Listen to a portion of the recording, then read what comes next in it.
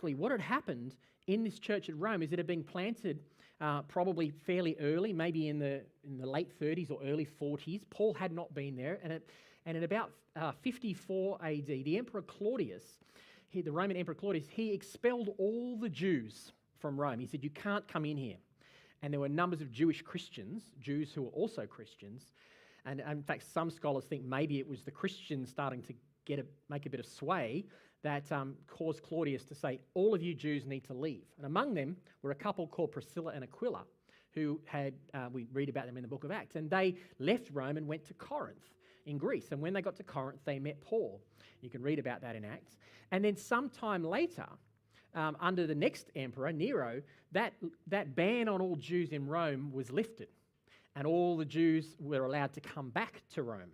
It was only a matter of maybe 5 or 6 years where they were kicked out of Rome, and they were allowed to come back again.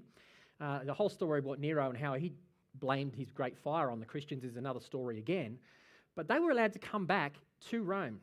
And this is how N.T. Wright describes this. He says, it doesn't take much imagination to think what might have affected this tiny Christian church. It seems likely that the church in Rome in the last years of Claudius's reign was composed completely of non-Jews or Gentiles. It would have been easy for them to suppose that this new message had, as it were, left the Jewish world behind. God had done a new thing. Israel may have been the place where it all began, but now that had been left behind. All those regulations and rules, the law and its taboos, dietary restrictions, special holy days, all of that was gone. Christianity was now for the Gentile world. So they might have thought. And then the Jews came back again, including Jewish Christians. Some of these Jewish Christians were among Paul's closest friends, and they understood that the message of the gospel was for Gentiles as well. But other Jewish Christians will have been deeply suspicious of this. Surely God gave the law to Moses, they would say. Doesn't that mean everyone that is valid for all time?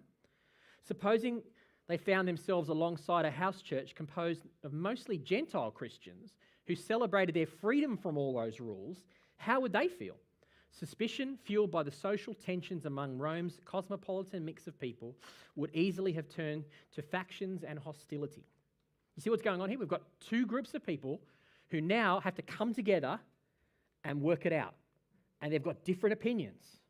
They've got different religious perspectives about the way to do church, about political views, about all kinds of differences of view. It doesn't sound like anything like today. It doesn't sound like anything like this last week in the United States. It doesn't sound like anything like that, does it?